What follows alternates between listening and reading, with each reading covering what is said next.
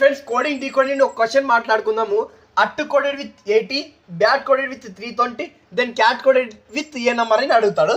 చూసుకోండి, alphabet letters అనేది only 2 letters ఉన్నాయి, బట్ కోడెడ్ విత్ 80 చాలా పెద్ద నెంబర్ ఉంది. అప్పుడు అప్పుడు లాజిక్ వచ్చేసి 100కి 100% ప్లస్ కానీ ఇంటూ కానీ ఉంటుంది. అంటే అడిషన్ చేస్తాము ప్లస్ మల్టిప్లికేషన్ చేస్తామని గుర్తుపెట్టుకోండి.